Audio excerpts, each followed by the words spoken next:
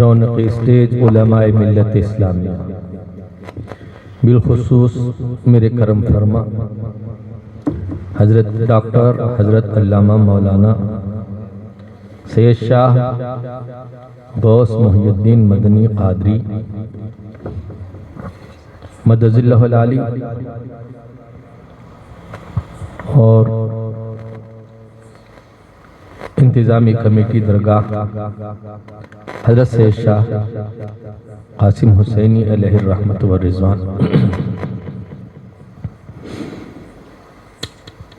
اور تمام سامعین کرام، السلام علیکم رحمت اللہ وبرکاتہ۔ وعلیکم السلام۔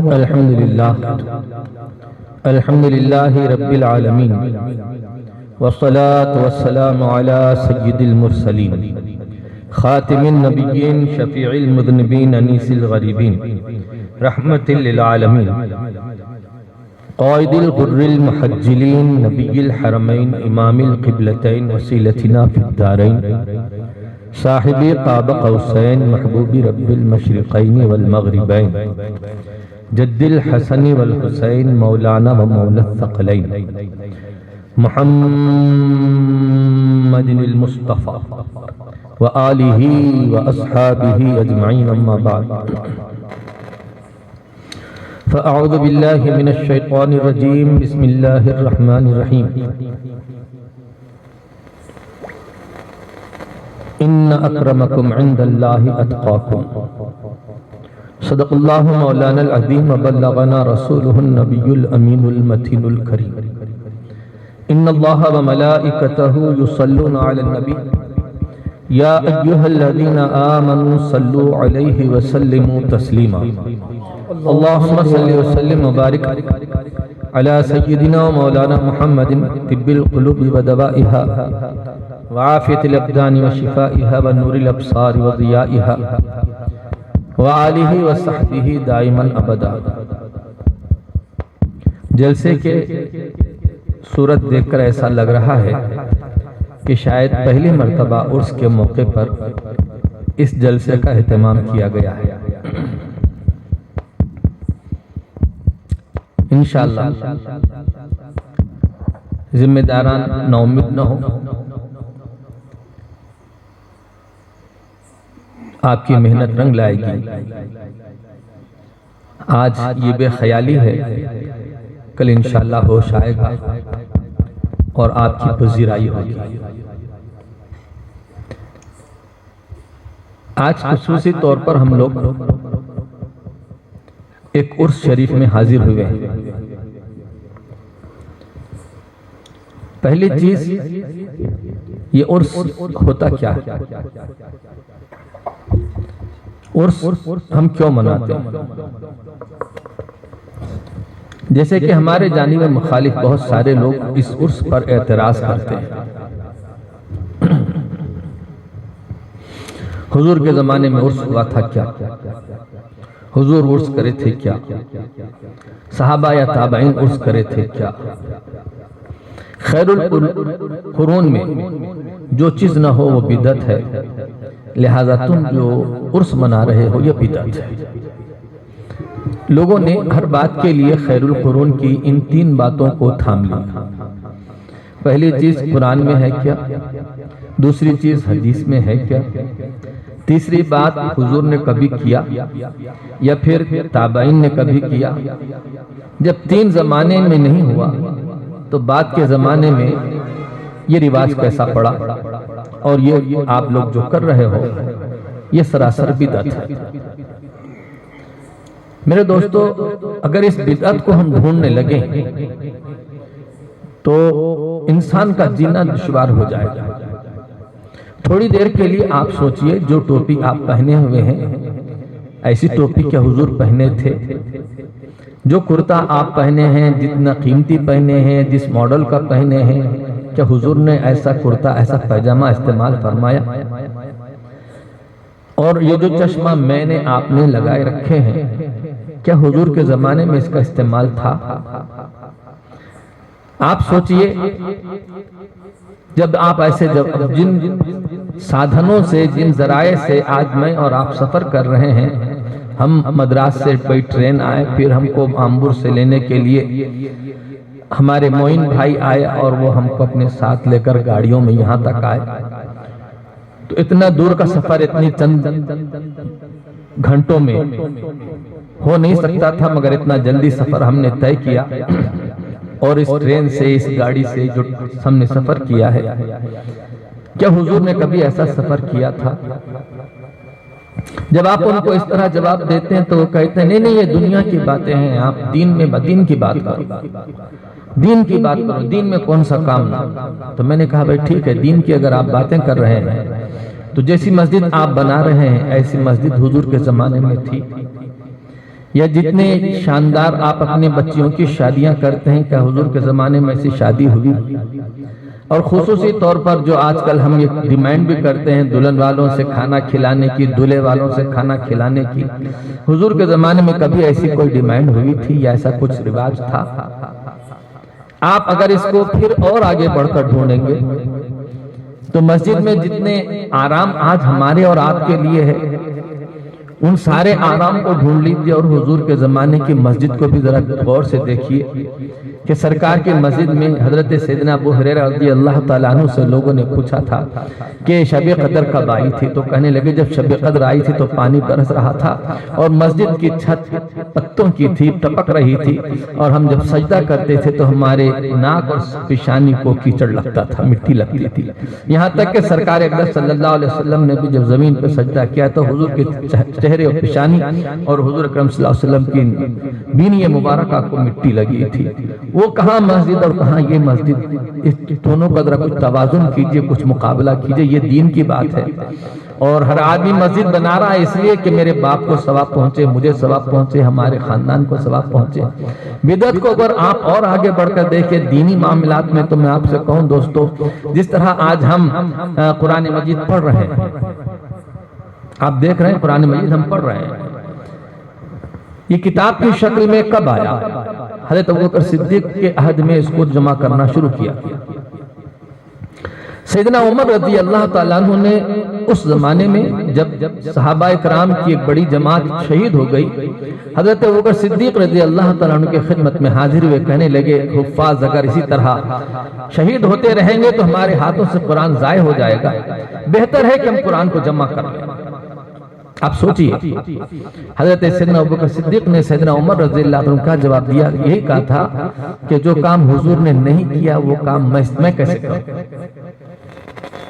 حضرت عمر کہنے لگے نہیں ابوبکر، اس میں بھلائی ہے، اس میں سراسر بھلائی ہے، دین کا کام۔ حضرت عمر رضی اللہ تعالیٰ عنہ اور حضرت ابوبکر کے درمیان بحث ہو رہی ہے، کہتے ہیں بہت بحث ہوئی۔ اس کے بعد حضرت ابوبکر صدیق کہتے ہیں کہ مجھے بات سمجھ میں آئی اور میں نے حضرت زید بن ثابت کو بلایا، نوجوان 20 سال کے نوجوان کو بلایا۔ حضور کے زمانے میں اکثر یہی قرآن مجید لکھا کرتے تھے، حضور کے خطوط یہی لکھا کرتے تھے۔ تو سرکار اقدس صلی اللہ علیہ وسلم کے اس پیارے صحابی نے حضرت ابوبکر صدیق کی بارگاہ میں حاضری دی تو آپ نے فرمایا کہ اے ثابت کے بیٹے تم قرآن جمع کرو۔ کہنے لگے کیسے جمع کریں گے؟ جو کام حضور نے نہیں کیا وہ آپ کیسے کریں گے؟ جو کام رسول اللہ نے نہیں کیا آپ کیسے کریں گے؟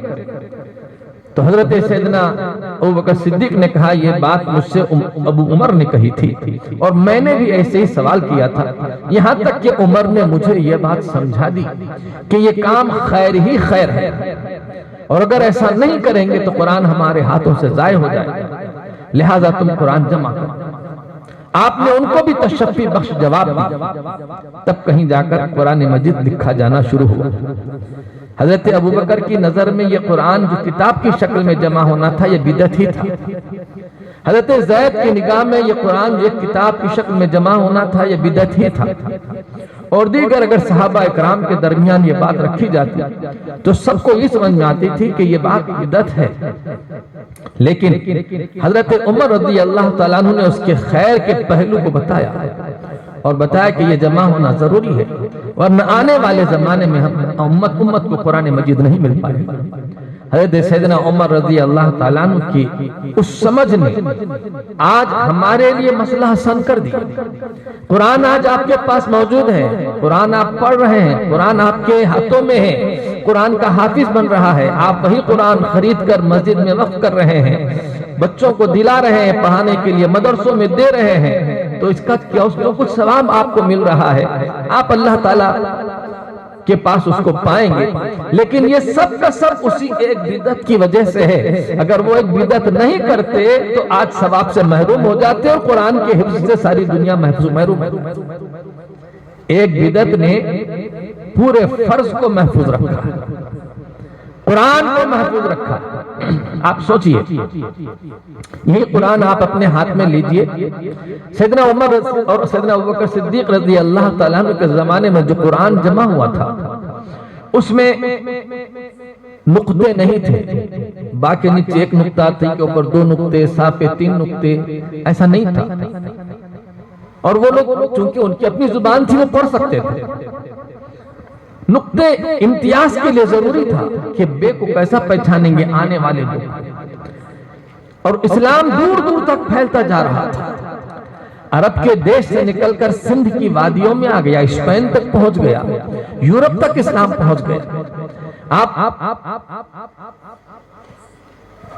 اندازہ کریں کہ ترکی کے علاقے میں استنبول، جسے اس زمانے میں قسطنطنیہ کہا جاتا تھا، وہاں تک اسلام پہنچ گیا۔ قرآن پڑھنے والے وہ لوگ کیسے پڑھیں گے جو قرآن جناب ابوبکر صدیق کے زمانے میں جمع ہوا؟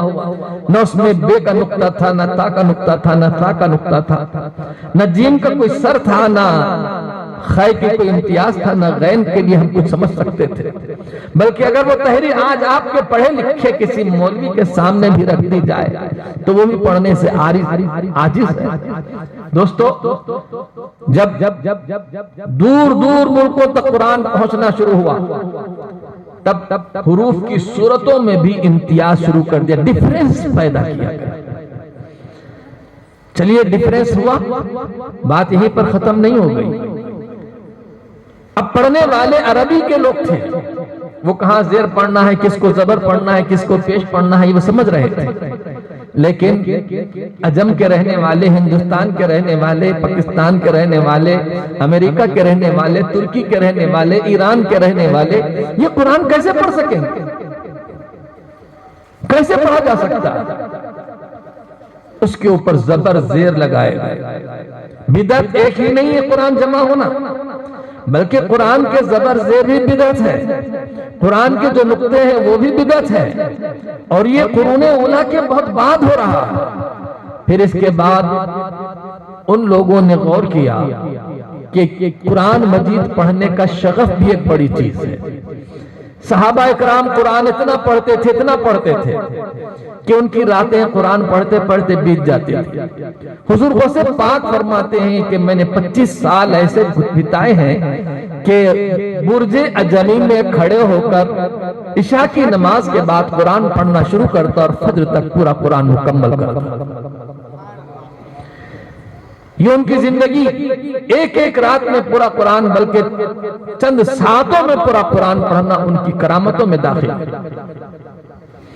وہ قرآن صحابہ کرام جو دن رات پڑھتے تھے، انہوں نے آنے والی قوموں کے لیے، نسلوں کے لیے قرآن پڑھنا آسان کرنا چاہا تو قرآن مجید کو بانٹا 30 پاروں میں۔ کیوں؟ روز اگر ایک پارہ پڑھیں گے تو کم سے کم مہینے میں ایک قرآن ہو جائے گا۔ اب جو لوگ 40 پارے سمجھتے ہیں تو 40 دن کا کوئی مہینہ لے آئیں، پھر اس کے بعد 40 پارے جمع ہوں۔ 7 منزل میں اس کو بانٹا قرآن کو، تاکہ ہر ہفتہ ہر دن اگر ایک منزل پڑھیں گے تو ہفتے میں ایک قرآن مکمل ہو جائے گا۔ دوستو، قرآن پڑھنے کے لیے آیتوں کے نشان حضور کے زمانے میں نہیں تھے، بات کے ادویر میں بھی نہیں تھے، اور بہت دور تک بھی نہیں تھے کہ آیت کہاں رکنا ہے، کہاں نشان نہیں، کوئی نشان نہیں۔ آج آپ پڑھ رہے ہیں کہ سورہ بقرہ میں اتنی آیتیں ہیں، ضرور ہیں، لیکن آپ کے پاس آج نشان ہے، اس زمانے میں نشان نہیں تھا۔ عرب کے لوگ، ان کی زبان تھی، وہ جانتے تھے کہاں رکنا ہے، کہاں نہیں رکنا ہے، کہاں پر کام آ سکتا ہے، کہاں فل اسٹاپ ہے، کہاں لام میم ہے، کہاں میم ہے، کہاں وہ وقف لازم ہے، اس کو سمجھتے تھے، وہ پڑھتے تھے۔ لیکن عجم کے لوگ پڑھنے کے لیے بڑی مشکل تھی، اس کے لیے اس قرآن میں آیت کا نشان لگایا۔ اب جانتے ہیں وہ گول کیوں دائرہ ہے؟ آیت کا نشان گول کیوں ہے؟ کوئی دوسرا نشان کیوں نہیں؟ اس لیے کہ آیت کے آخر میں جو تا ہے وہ گول تا ہے، اس تا کو وہاں پر بنا دیا، اوپر سے نقطے نکال دیا، آپ سمجھ رہے کہ خالی دائرہ بنا ہوا ہے، لیکن وہ دائرہ بھی آپ کو گواہی دیتا ہے کہ ایک نشانی ہے۔ آپ دیکھیں اس قرآن میں رکوع لگے ہوئے ہیں، یہ رکوع کہاں کے ہیں؟ پھر رکوع کے معنی رے کاف عین واو عین رکوع، تو عین ہی کیوں لکھا، رے کیوں نہیں لکھا؟ رے لکھنا چاہیے تھا جو شروع سے ہو رہا، آخر کا عین کیوں لکھا؟ ان لگانے والوں نے اس کے بارے میں کہا کہ بھائی حضرت ابوبکر کا نام عبد الرحمن ہے، حضرت علی کا نام تو عین سے ہی شروع ہو رہا ہے، حضرت عمر کا نام عین سے شروع ہو رہا ہے، حضرت عثمان کا نام بھی عین سے شروع ہو رہا ہے، اور چاروں خلفاء جہاں وقف کرتے تھے، جہاں رکوع کرتے تھے، وہاں ہم نے رکوع کا نشان لگایا۔ یہ چار خلفاء کی یاد ہے، کسی ایک کی نہیں۔ قرآن میں یاد محفوظ ہے، قرآن میں نشانی محفوظ ہے، قرآن میں آپ حضور اکرم صلی اللہ علیہ وسلم کہاں رکتے تھے اس کا نشان ملے گا۔ اب سوچئے ایک چیز کو جو بدعت آپ سمجھ رہے ہیں، اس بدعت نے کتنے اچھے اچھے کام کیے ہیں کہ آج دنیا میں ہر گلی گلی میں حافظ موجود ہیں، قرآن پڑھنے والے موجود ہیں۔ آپ دیکھیے، آپ قرآن بچوں کو جب پڑھانے کے لیے بھیجتے ہیں، ہمارے حضرت علامہ مولانا غوث مدنی صاحب اللہ ان کی عمر میں برکت عطا فرمائے، انہوں نے 2 3 مدرسے کھول رکھے ہیں۔ جب کوئی بچہ ان کے پاس پڑھنے کے لیے آتا ہے یا آپ کے پاس آتا ہے تو آپ اس کے ہاتھ میں ڈائریکٹ قرآن نہیں تھماتے، بلکہ قاعدہ، بغدادی قاعدہ یا سن القرآن، اس نام کا کوئی نورانی قاعدہ آپ بچے کے ہاتھ میں دے دیتے ہیں۔ مجھے یہ بتائیے، حضور کے زمانے میں یہ نورانی قاعدہ طے ہوا تھا، بنایا گیا تھا، بغدادی قاعدہ بنایا گیا تھا؟ صحابہ تو آتے تھے گاؤں گاؤں سے، پڑھانے والا ان کو زبانی یاد کرا کے بھیج دیتا تھا، حضور کے پاس بیٹھنے والے سن کر یاد کر لیتے تھے، لکھنے کا رواج کم تھا، ان کو اپنی میموری پہ بڑا گھمنڈ بھی تھا، پاور بھی تھا، اور بڑا اعتماد بھی تھا۔ وہ جو چیز ایک مرتبہ یاد کر لیتے تھے کبھی بھولتے نہیں تھے، ایک مرتبہ سن لیتے تھے وہ ہمیشہ ان کو یاد رہ جاتی تھی۔ آپ سوچئے کہ وہ کیسے دور دور سے آنے والے قرآن مجید حضور کی بارگاہ میں سیکھ رہے ہیں، لکھا نہیں، کتاب نہیں لی، بس ویسے ہی چلے گئے۔ آج آپ کا بچہ قرآن پڑھنا چاہتا ہے تو آپ اس کو یہ سن القرآن دے رہے ہیں۔ یہ سن القرآن بدعت ہی تو ہے، بدعت سے شروع کرتا ہے، سنت پہ چلا جاتا ہے، مسجد کا امام بن جاتا ہے، فقیہ بن جاتا ہے، مولانا بن جاتا ہے، علامہ ہو جاتا ہے، اس کی تقریر پہ آپ نعرہ تکبیر بھی لگا رہے ہیں۔ سبحان اللہ، نعرہ تکبیر، نعرہ رسالت۔ یہ بیچارہ آیا کہاں سے؟ آیا بدعت ہی سے تو آیا، بدعت سے یہاں تک پہنچا۔ اگر بدعت نہ ہوتی تو یہ نہ عالم ہوتے، نہ مولانا ہوتے، اور جو بدعت بولنے والے ہیں وہ بھی نہیں ہوتے، اس لیے کہ وہ خود جاہل ہی ہوتے، جاہل ہی ہوتے۔ اچھا چلیے، اور بدعت کو اگر آپ دیکھیے کیسے چلتی ہے بدعت۔ حضور کے زمانے میں حدیث کی کتاب کوئی نہیں تھی، حضور فرما رہے ہیں، صحابہ سن رہے ہیں، وہی ان کے یادداشت ہے، وہی انہوں نے اپنے اولادوں کو سنایا، اپنے شاگردوں کو سنایا، انہوں نے اپنے بعد والوں کو سنایا، اپنے بعد والوں کو سنایا۔ حضور کے قرآن مجید تو اتنی جلدی لکھا گیا ہے، لیکن حدیث تقریباً 250 سال کے بعد کتابوں کی شکل میں شروع ہوئی، 250 سال کے بعد۔ اب پوچھیں جناب امام بخاری رحمۃ اللہ تعالیٰ علیہ سے کہ آپ یہ بخاری شریف لکھ رہے ہیں، ہمارے زمانے میں کہتے ہیں کہ حضور کے زمانے میں جو چیز نہیں ہوئی تھی، اگر اس کو دین سمجھ کر، مسئلہ سمجھ کر، یا اس کو جو ہے دین کی چیز سمجھ کر اگر کوئی آدمی کرتا ہے تو وہ بدعت ہے، اور ہر بدعت گمراہی ہے۔ آپ یہ گمراہی کی چیز کیوں جمع کر رہے ہیں؟ اور یہ صاحب جو بدعت کی جو حدیث اٹھا کر لائے ہیں اسی بدعت سے لائے ہیں. اگر یہ بدعت نہیں ہوتی تو ان کو یہ حدیث نہیں ملی ہوتی. سبحان اللہ. ہے نا بولیے ہے کہ نہیں؟ امام بخاری کو معلوم تھا یہ بدعت ہے مگر پھر بھی امام بخاری اس بدعت کی حدیث کو لکھ رہے ہیں اسی بدعت کے ساتھ. کیا کہہ رہے ہیں؟ ہے نا بخاری میں بخاری کی حدیث ہے چلا چلا کے کہہ رہے ہیں. میں نے کہا بخاری خود بدعت ہے اس بدعت میں اس بدعت کو لکھ رہے ہیں. آپ بولیے آپ بدعت لائے بھی تھے تو بدعت سے لائے ہیں. اب پھر ہر بدعت کو اگر آپ برا بولیں گے تو آپ کی بدعت والی حدیث کا کیا حال ہوگا؟ سبحان اللہ سبحان اللہ. وہ بخاری کیا ہوگی وہ مسلم کیا ہوگی وہ ساری حدیث کی کتابیں کیا ہوگی. اور وہ جو بڑے بڑے مولوی مولانا لوگ قرآن کی تفسیر کے نام سے چلو سنی تو لکھ رہے ہیں یہ تو بدعت کرتے کریں گے ہی لیکن اب یہ مولویوں کو تو نہیں کرنا چاہیے تھا نا جو بدعت سے بھاگتے ہیں. یہ صحابی بڑی بڑی کتابیں لکھ رہے ہیں بڑے بڑے تقریر کر رہے ہیں بڑے بڑے جلسے کر رہے ہیں بڑے بڑے اجتماع کر رہے ہیں اور ایک کتاب ایسی ہے جس کو ہر مسجد میں پڑھنا ضروری سمجھتے ہیں. قرآن پڑھنا اتنا ضروری نہیں ہے. قرآن کے پڑھنے پہ کبھی جھگڑا نہیں ہوگا. اگر وہ کتاب کسی مسجد میں پڑھی جاتی تھی اور سنی کمیٹی نے اس کتاب کو بند کر دیا تو اس کے اوپر جھگڑا شروع ہو جاتا. پہلے اس کا نام تھا تبلیغی نصاب اب اس کا نام کیا ہے فضائل اعمال. ہم نے کبھی نام کیوں بدلا سوچتے کبھی آپ؟ میرے پاس بھی اکثر کبھی کبھی لوگ آتے ہیں. ایک بچے کو لے کر ایک عورت آئی کہنے لگی حضرت یہ بچے کا نام ہم ایسا رکھے تھے کب دیکھو تو بیمار رہتا ہے. ہمارے آزو بازو والے بولے اس کا نام بدل دو بیماری ہے اس کے اندر خرابی ہے اس واسطے اس کا نام بدل دو. کرتے ہیں آپ کے پاس بھی کرتے ہیں ایسا؟ کبھی کوئی بچہ بہت شریر ہوتا ہے تو اس کی شرارت کو ختم کرنے کے لیے ماں باپ نام بدل دیتے ہیں. کچھ تو کچھ خرابی تھی جو نام بدل دیا. پہلے تبلیغی نصاب تھا اب اس کا نام فضائل اعمال ہے. تو ایسے شریر بچے کو پالا ہی کیوں؟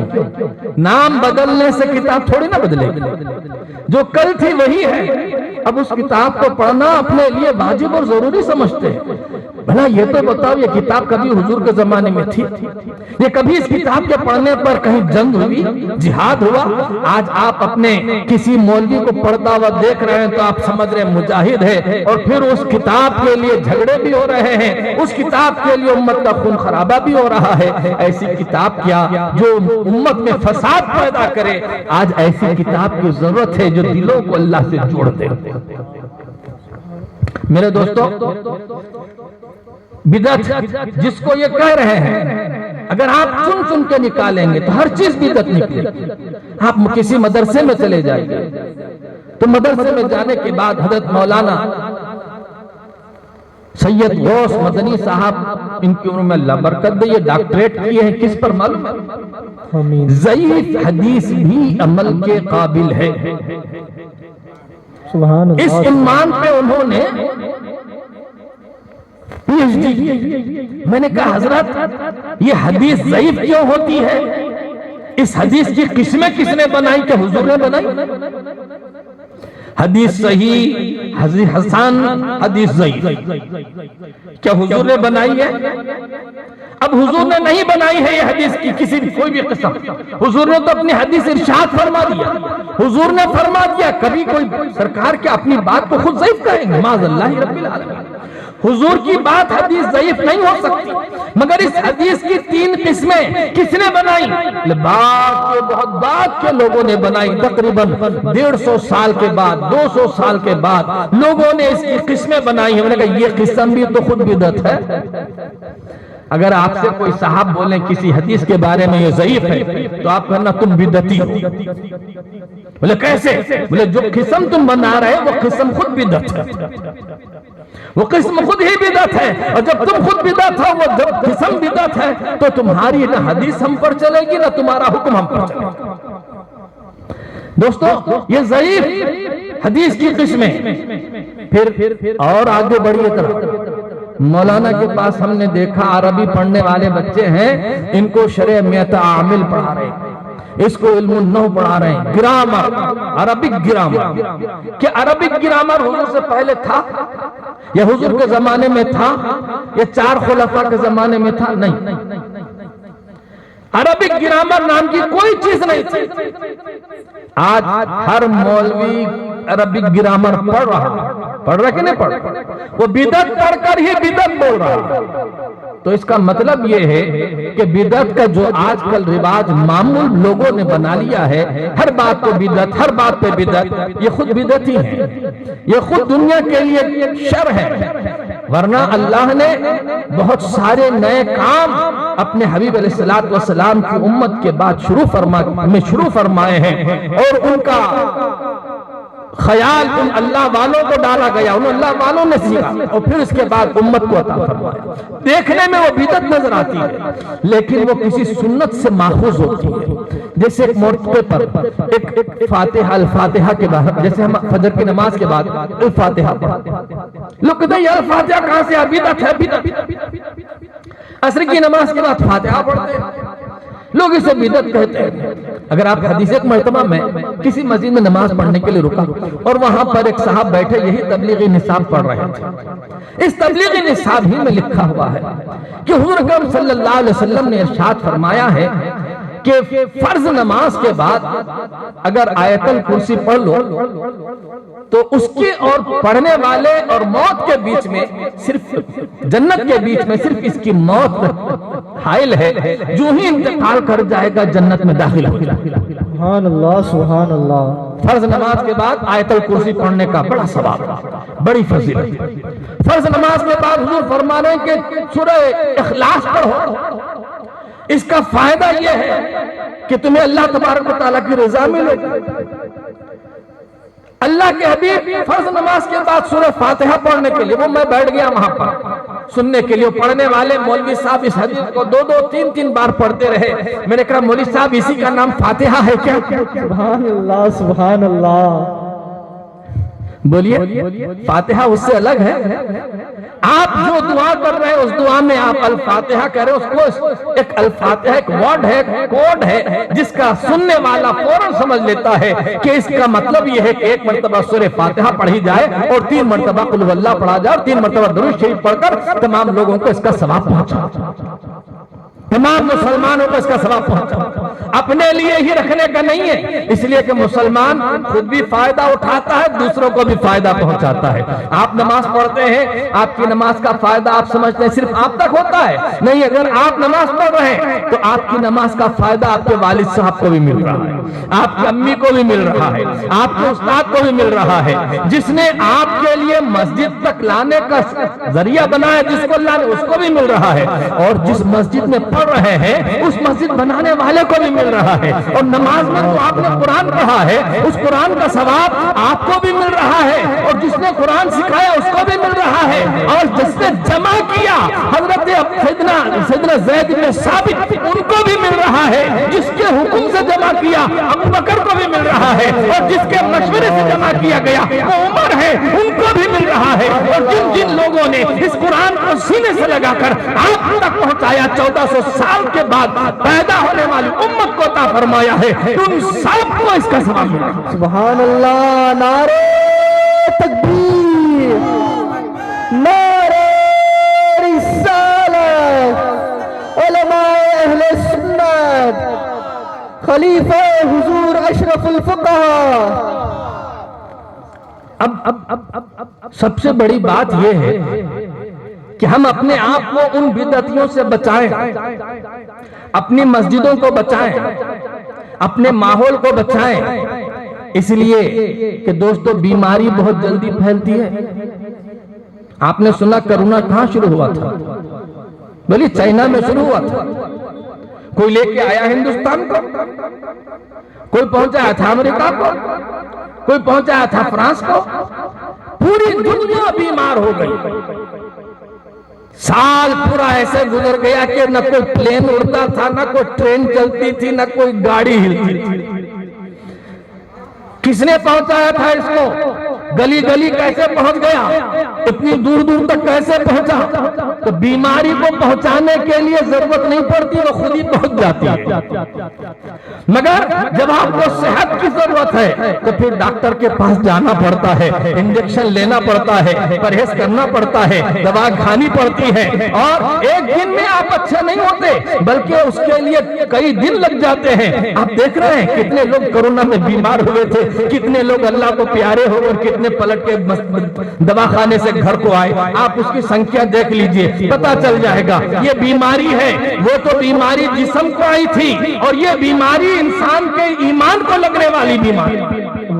یہ ایسے بیمار ہے، بدعتی پکارنے والے، یہ روح کے بھی بیمار ہے، ذہن کے بھی بیمار ہے، عقیدے کے بیمار ہے، ان کا وجود ہی بیماری ہے۔ اگر یہ تمہارے محلے میں پھریں گے، تم ان کا ویلکم کرو گے، تم ان کو مسجدوں میں جگہ دو گے، تم ان کے ساتھ اٹھو بیٹھو گے، یاد رکھو تم سوچو گے کہ میں سید قاسم کا مرید ہوں، میں سید قاسم کے مزار کا مجاور ہوں، میں سید قاسم کی مزار کے گول پھرتا ہوں، سید قاسم کی مزار کے پاس بیٹھتا ہوں۔ یقیناً یہ سب کچھ صحیح ہے، لیکن چند دن اس کے بعد پاس بیٹھ جاؤ گے تو پھر تم کو بھی تمہارا وہ بیماری ایسے لگ جائے گی کہ کہیں گے یہاں جانا بدعت ہے، بیٹھنا بدعت ہے، اس کو دیکھنا بدعت ہے، اس منانا بدعت ہے۔ اس لیے کہ بدعتی اکیلا ہی نکلا تھا، آج اتنے ہو گئے کہ دور دور تک دیکھنے کو نہیں مل رہے ہیں، اچھے لوگ نہیں مل رہے ہیں۔ آپ کا ترنم بیٹ بہت زیادہ اس سے متاثر ہے، بہت زیادہ متاثر ہے ایسے بدعتیوں سے۔ اس لیے اپنے آپ کو بچائیے، ایسے بولنے ایسی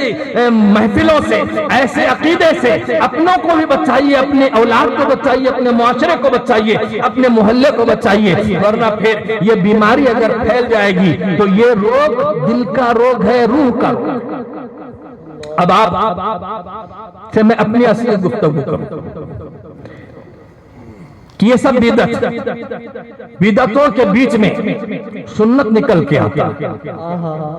حضرت سیدنا عمر رضی اللہ تعالیٰ عنہ رمضان کے مہینے میں ایک بار مسجد کے پاس سے گزرے، سارے لوگ تراویح پڑھ رہے تھے مگر الگ الگ پڑھ رہے تھے، حضور کے زمانے میں جماعت سے نہیں ہوتی، تو حضرت عمر جاتے جاتے کہنے لگے کہ کتنا اچھا ہوتا میں اس کو ایک امام کے پیچھے جمع کر دیتا۔ دوسرے دن پھر گزرے تو دیکھا کہ حضرت ابی ابن کعب نماز پڑھا رہے ہیں اور پورے صحابہ پیچھے نماز پڑھ رہے ہیں۔ حضرت عمر کھڑے ہو کر دیکھتے رہے کہ نعم البدعۃ ھذہ، سبحان اللہ، سبحان کتنی اچھی بدعت ہے یہ۔ اللہ۔ کس نے کہا یہ؟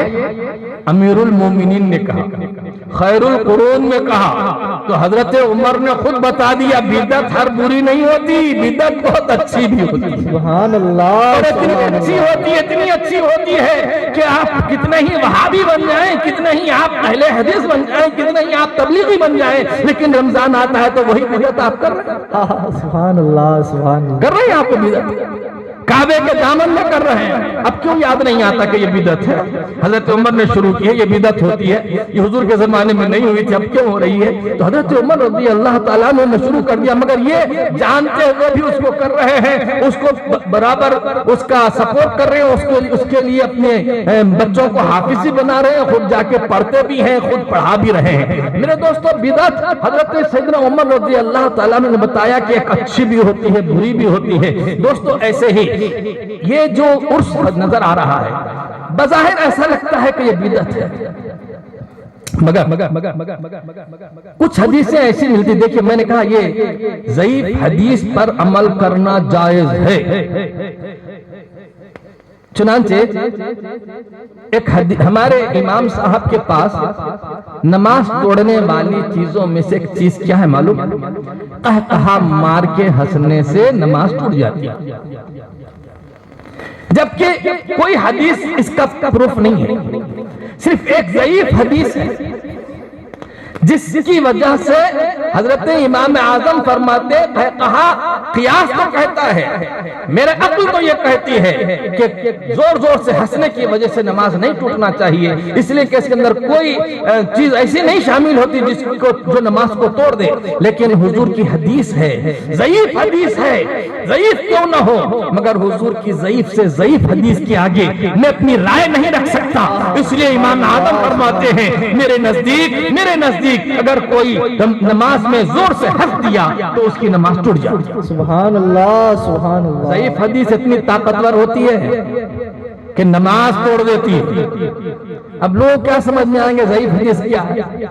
مگر آئیے میں آپ کو بتاؤں، ہمارے آقا مولا صلی اللہ علیہ وسلم کی سیرت میں ایک بات یہ ملتی ہے کہ سرکار اہل بدر کی زیارت کے لیے تشریف لے جاتے، احد والوں کی زیارت کے لیے تشریف لے جاتے، سال میں ایک مرتبہ ضرور جاتے تھے، ان کی زیارت فرماتے تھے۔ اور خاص جنت البقیع میں تو سرکار اکثر جاتے ہی تھے، پاس تھا اس لیے جاتے تھے، اور وہ دور تھے سال میں ایک مرتبہ جاتے تھے۔ تو گئے سرکار اقدس صلی اللہ علیہ وسلم نے اپنے عمل سے ہمیں بتایا کہ کم سے کم سال میں ایک مرتبہ تو زیارت کے لیے جانا چاہیے، اور یہ عام قبرستانوں کا حال ہے۔ اور اولیاء کرام وہ ہیں جن کی مزار بھی فائدہ دیتی ہے، وہ زندہ تھے تو بھی ساری قوم کے لیے دنیا کے لیے فائدہ پہنچاتے تھے۔ سبحان اللہ۔ آج وہ اگر انتقال بھی کر گئے ہیں تب بھی وہ سب کو فائدہ پہنچاتے ہیں۔ سبحان اللہ سبحان اللہ۔ وہاں جانے میں آپ کا فائدہ ہے۔ حضور اکرم صلی اللہ علیہ وسلم فائدہ دینے والے تھے، حضور فائدہ لینے والے نہیں۔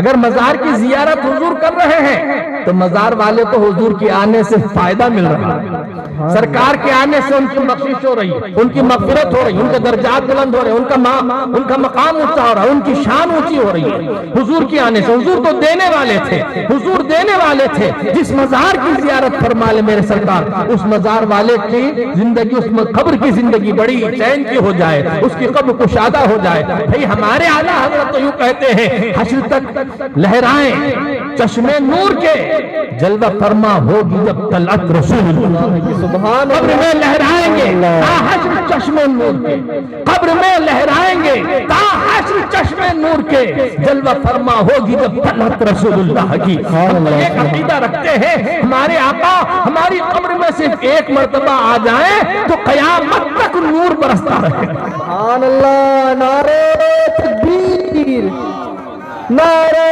رسالت، مسلک اعلی حضرت۔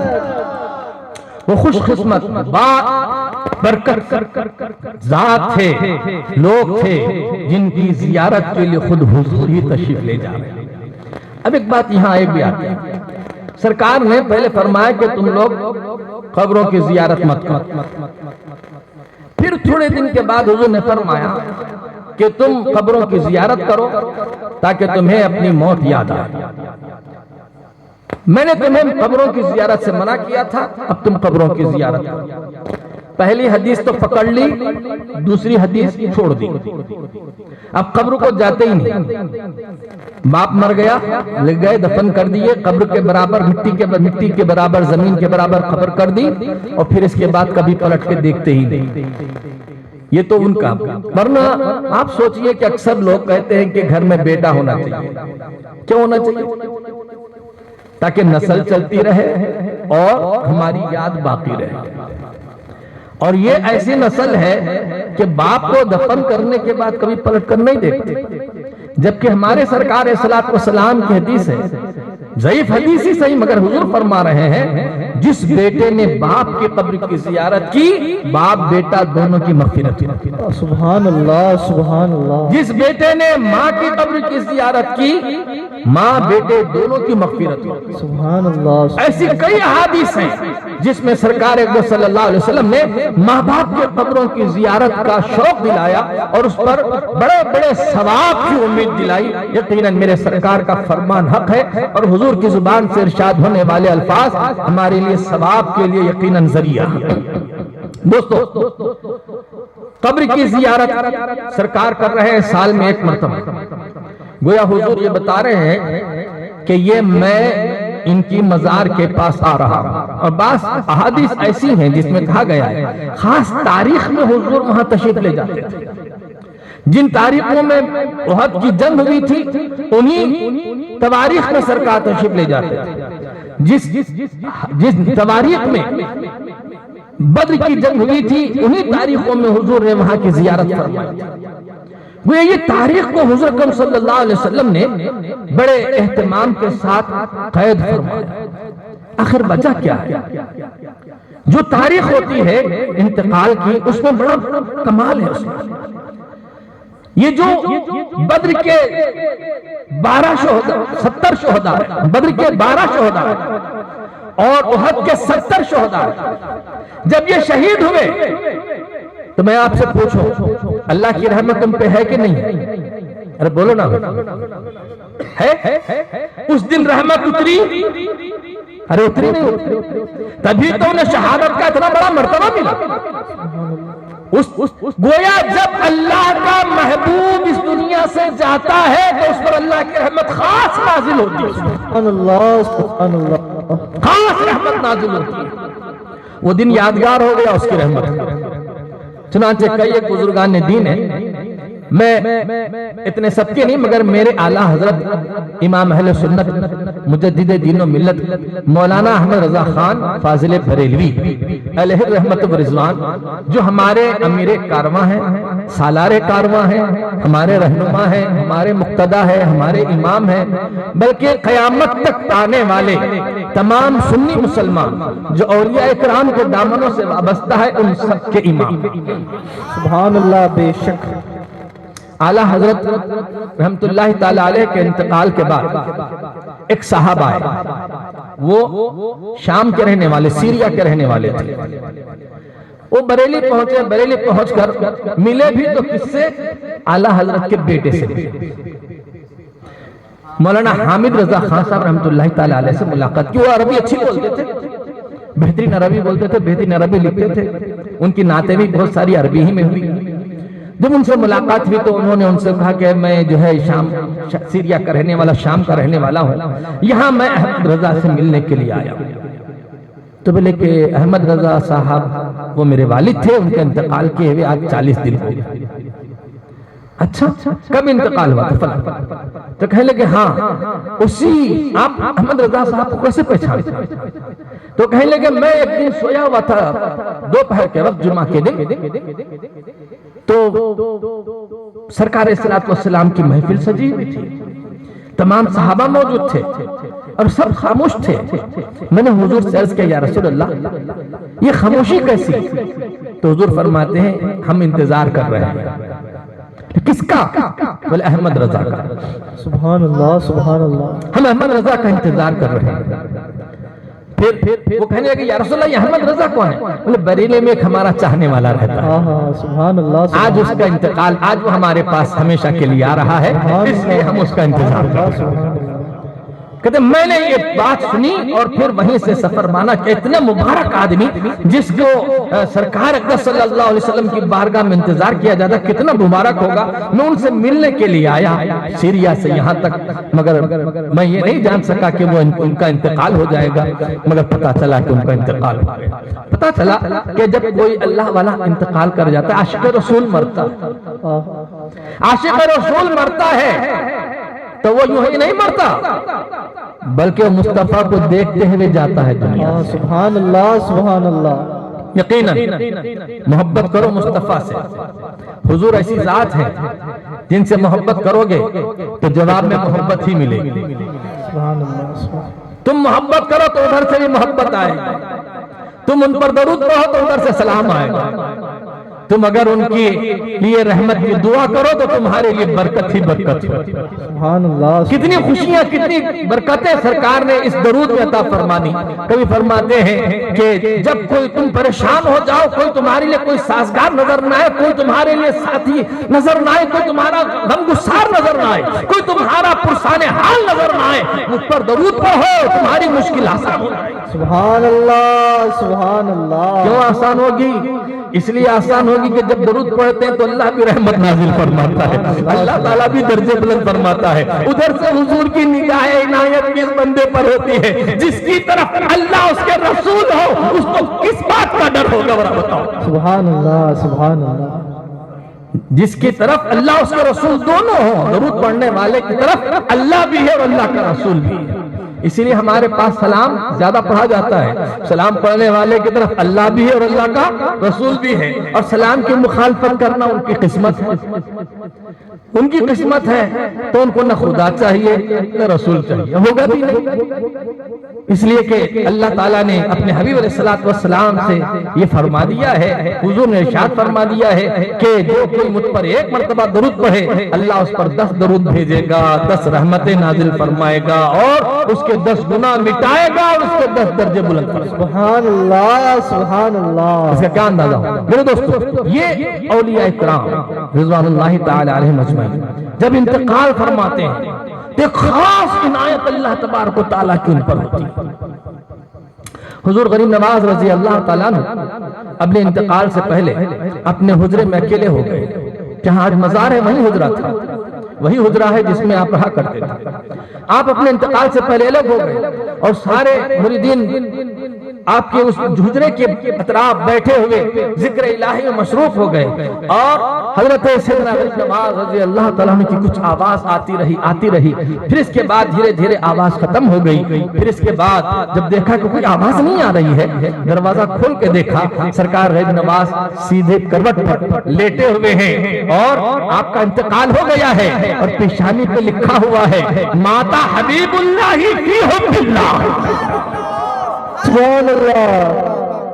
اللہ کا حبیب اللہ کی محبت میں انتقال کر گیا. سبحان اللہ. وہ گھڑی کتنی مبارک ہے, وہ گھڑی کتنی مبارک ہے جس گھڑی میں اللہ تبارک و تعالیٰ نے حضور غریب نواز کی روح قبض فرمائی ہے. تو اتنی مبارک ہے, اتنی مبارک ہے کہ اب تک کوئی حضرت غریب نواز کو ان کے مقام کی حیثیت سے جانتا تھا یا نہیں جانتا تھا. لیکن سنو, اولیاء انبیاء کرام میں حضور کا خطاب حبیب اللہ ہے, حضور کا خطاب حبیب اللہ ہے. اولیاء کی جماعت میں غریب نواز کا خطاب حبیب اللہ. سبحان اللہ.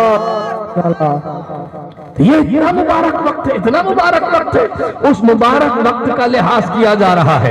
اب یہ بڑا برکت والا زیارت تو کرنا ہی ہے. اور پھر اتنی مبارک بات اس لیے بھی ہے دوستو کہ ہمارے آقا و ہمارے مولا صلی اللہ علیہ وسلم فرماتے ہیں جب کوئی آدمی انتقال کر جاتا ہے تو لوگ تو اس کو نہیں دیکھتے, لیکن اس کے بارے میں نہیں جانتے کہ یہ کیسا ہے, کیا ہے, مگر وہ لوگوں کے بارے میں جانتا ہے.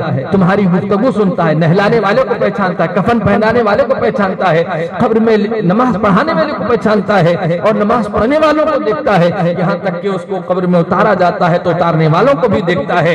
اور پھر جب تم اس کو دفن کر کے لوٹتے ہو تو تمہارے چپلوں کی بھی آواز وہ سنتا ہے. اور جب تم اس سے 40 قدم دور ہو جاتے ہو تو 2 فرشتے آتے ہیں اور اس کو یقظان حضور فرماتے اس کو وہ دونوں بٹھا دیتے ہیں اور پوچھتے ہیں من ربک, تیرا رب کون؟ وہ کہتا ہے سنی مسلمان ربی اللہ, میرا رب اللہ. سبحان اللہ. دوسرا سوال ہوتا ہے ما دینوں کا, پھر تیرا دین کیا ہے؟ تو کہتا ہے دین الاسلام, میرا دین اسلام.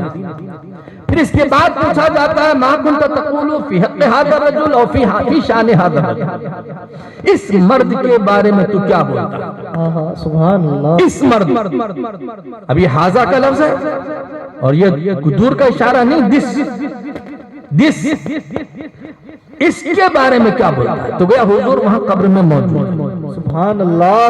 سنی مسلمان جب حضور کو دیکھتا ہے تو سر کے بل کھڑا ہو جاتا ہے, سر وقت کھڑے ہو جاتا ہے, کہتا ہے مصطفیٰ جان رحمت ملا. سبحان اللہ. سبحان اللہ. اسی لیے تو آیا تھا قبر میں کہ حضور کا دیدار ہوگا, اور ہمارے لیے ہماری موت ہماری زندگی سے بہتر ہے. اس لیے کہ زندگی تو زندگی ہے لیکن موت حضور کے دیدار کو لیے ہوئے. سبحان اللہ. سبحان اللہ. بے پردہ بے حجاب مصطفیٰ کا دیدار ہونے والا ہے. مگر اس سوال کو آپ ذرا غور کیجئے. سوال ہو رہا ہے من ربک کا, تیرا رب کون ہے؟ جواب دیے دیا اس نے ربی اللہ, اللہ میرا پروردگار ہے. تو اللہ کو اللہ ماننے والا, پروردگار ماننے والا, پھر اس کے بعد دین کے بارے میں کیوں پوچھا جائے اس سے؟ اس لیے کہ بہت سے اللہ کو ماننے والے ایسے ہیں جن کا دین اسلام نہیں ہے, جن کا دین اسلام نہیں ہے. اسی لیے پوچھا جائے گا کہ ماں دینوں کا, تیرا دین کیا ہے؟ اچھا جب دین کی بات آئی اسلام اگر کہہ دیا تو اسلام اسی مذہب کو کہتے ہیں جس میں اللہ کو اور رسول پاک صلی اللہ علیہ وسلم کو دونوں کو مانا جاتا ہے. صرف اللہ کو ماننے والا بھی اسلام نہیں کہلاتا, صرف حضور کو ماننے والا بھی اسلام نہیں کہلاتا, اللہ اس کو رسول کو دونوں کو ماننے والے کا نام اسلام کہا جاتا ہے. تو اب جب یہ دوسرا سوال اس سے ہو گیا تو پھر تیسرے سوال کی ضرورت ہی نہیں. مگر تیسرا سوال بھی ہوگا کہ حضور کا ضمناً سوال آ گیا, ما دینوں کا, تیرا دین کیا ہے. اب مفسرین فرماتے حضور کی عظمت کا اظہار ہے اس میں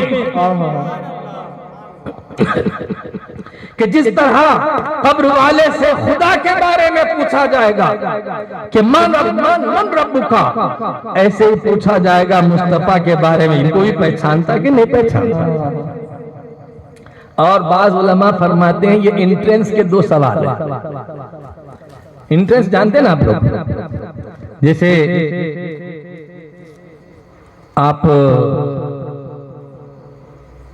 انٹرنیٹ کے لیے انٹرنس کے ایگزام لکھتے ہیں, کسی بڑے کالج میں جوائن ہونے کے لیے آپ انٹرنس لکھتے ہیں, تو یہ انٹرنس کا جو ایگزام ہوتا ہے وہ آپ کی تفتیش کرتا ہے کہ یہ اس کلاس میں اس سبجیکٹ کے لیے قابل ہے یا نہیں. آپ کا اگر نمبر صحیح آتا ہے تو آپ کو فری میں سیٹ مل جاتی ہے, نہیں تو گھوس دے کر رشوت دے کر آپ کو ٹیٹ کا ہے اور دوسرے ایگزامز ہیں اس میں آپ کو گھوس دے کر رشوت دے کر آپ کو جگہ ملتی ہے لوگوں کو. تو یہ جو ایگزام ہے یہ ایگزام اس لیے ہوتا ہے تاکہ اس کی قابلیت دیکھی جائے. اب دو سوال پہلے کے اس کا انٹرنس ہے کہ اس سے تیسرا سوال کرنا یا نہیں کرنا. پہلے سوال میں اگر چلا گیا گول ہو گیا تو دوسرا سوال بھی چلا گیا, تیسرا سوال بھی چلا گیا. ابو جہل حضور کو دیکھا تھا نا, حضور سے بھی سوال ہوا ہوگا. حضور فرماتے جاننے والا ایمان والا 1400 سال کے بعد پیدا ہو, قیامت کے بعد بھی اگر قیامت کے قریب کبھی مسلمان اگر ہے وہ مرے گا اور اس سے یہی 3 سوال ہوں گے. اور وہ جو ایمان والا ہوگا وہ تو بولے گا کہ میرا رب اللہ ہے, میرا دین اسلام ہے اور یہ میرے آقا محمد الرسول اللہ صلی اللہ علیہ وسلم. دیکھا نہیں ہے مگر پہچانے گا. اور کیجئے, دیکھے نہیں ہے مگر پہچانیں گے. کیسے پہچانیں گے؟ اسی لئے پہچانیں گے لم یأتی نذیر کفی نظر, سبحان اللہ, اس لئے تو نشد پیدا جانا, جگ راج کا تاج پورے سر سے ہے تجھ کو شہید و سراج. سبحان اللہ, سبحان اللہ. آقا آپ کے بے مثل حسن و جمال کو دیکھ کر ہی روح پکار کر کہے گی کہ آپ ہی محمد الرسول اللہ. اور جو لوگ اپنے جیسا بولتے ہیں وہ تو وہاں جا کے پریشان ہو جائیں گے. ارے ہم تو اپنے جیسا بولتے تھے تو اپنے جیسا ہی نہیں. اپنے جیسا ہوتا تو نبی پہچانتے تھے, مگر اپنے جیسا نہیں مانتے, اپنے جیسا مانتے تھے اس لیے وہاں جا کے نہیں پہچانیں گے. اور ہم نے ان کو اپنے جیسا نہیں کہا, جیسا خدا نے چاہا ویسا پیدا فرمایا ہے. سبحان اللہ, خلقت مبرم من کل عیب کانک قد خلقت کما تشاء, آپ کی شان ہے. لم یاتی نذیر کفی نظر, آپ کی شان ہے. آپ کا مثل کوئی نہ ہوا نہ قیامت تک ہو سکتا ہے. آپ کا حسن بے مثال, آپ کا حسن, آپ کا رنگ بے مثال, آپ کا قد بے مثال, آپ کی ہر چیز بے مثال. جب سرکار اقدس صلی اللہ علیہ وسلم کو سنی مسلمان دیکھے گا, بے مثل و بے مثال دیکھے گا اور فوراً پہچان جائے گا کہ یہی میرے آقا محمد رسول اللہ صلی اللہ علیہ وسلم ہے. دیکھیے ابو جہل نے بھی بہت دیکھا تھا, عتبہ نے دیکھا تھا, شیبہ نے دیکھا تھا, ان کی قبروں میں بھی سوال ہوا مگر پہچانا نہیں پہچانا. حضور فرماتے ہیں وہ بولتا ہے کیا, ہا لا ادری, ہائے میرے کو نہیں معلوم, ہائے میرے کو نہیں معلوم. خیر یہ 3 سوال ہوئے اور 3 سوال کے بعد اس کو جو جس نے 3 سوال صحیح دے دیا اس سے کہتے ہیں فرشتے نم کنومت العروس, سو جا جیسے دلہن سوتی ہے. سبحان اللہ, سبحان اللہ. کیا کہا اس نے؟ فرشتے نے کہا نم کنومت العروس, یہ عرس وہیں سے آیا ہے. عرس, اسی عروس سے عرس آیا. عرس کے معنی ہے شادی, عرس کے معنی ہے خوشی, عرس کے معنی دلہن. گویا اس دن اللہ کے حبیب کے صدقے میں اس اللہ والے کو یہ اعزاز ملا ہے کہ اس کو نم کا نومت القروس کا جواب ملا ہے، ایسے سو جا جیسے دلہن سوتی ہے۔ اچھا ایک بات مجھے بتاؤ، دلہن کبھی سوتی ہے؟ ارے پوچھو، سوچئے، جو دلہن ابھی دلہن ہے وہ دلہن سوتی ہے؟ نہیں سوتی، وہ جاگتے ہی رہتی ہے۔ تو اب یہ مت سمجھنا ہمارے ولی قبر میں سو گئے، وہ جاگ رہے ہیں اور قیامت تک جاگ رہے ہیں، اپنے آنے والے کو بھی دیکھ رہے ہیں، جانے والے کو بھی دیکھ رہے ہیں۔ اور دیکھیے نا کتنی بڑی حضرت کی مہربانی ہے، کہاں ورندل میں پڑا ہوا تھا میں، مجھے کون جانتا تھا یہاں پر، اور حضرت نے وہاں سے بلایا مجھے، میری ٹرین کینسل ہو گئی، پھر بھی میں دوسری بس پکڑ گیا، سبحان اللہ سبحان پھر یہاں پہنچا۔ یہ سب ان کا صدقہ، حق ہے حق ہے۔ جس کو بلانا چاہتے ہیں کہیں دور سے بلا لیتے ہیں، اور جس کو بھگانا چاہتے ہیں گھر کے پاس والے کو بھگا دی۔ سبحان اللہ۔ بہت درگاہ کے پاس رہنے والے کو نہیں بلایا، مگر اتنی دور پڑے ہوئے کو اپنی بارگاہ میں بلایا۔ سرکار اپنی بارگاہ کی حاضری نصیب فرمائی آپ نے مجھے، آپ کا بہت بہت شکر ہے اللہ تعالیٰ، آپ کے صدقے میں یہاں جتنے حاضرین ہیں سب کی دلی اور جائز مرادوں کو اللہ پوری فرمائے۔ دوستو یہ عرس سے عروس بنا، اب یہ عرس اس ولی کا جب ان کی قبر میں اللہ تبارک و تعالیٰ نے اپنے حبیب صلی اللہ علیہ وسلم کا جلوہ انہیں دکھایا، وہ اور جس آن ان کا انتقال ہوا وہ وقت ان کے لیے خاص رحمت کا۔ دوسری بات یہ ہے کہ عرس کر کے عوام الناس کو یہ بتایا جاتا ہے، ہمارے ابا کی بھی فاتحہ ہوتی ہے، مگر کیا لکھتے ہیں اس کو؟ سالانہ فاتحہ، ہے نا؟ عرس نہیں لکھتے اس کو، سالانہ فاتحہ۔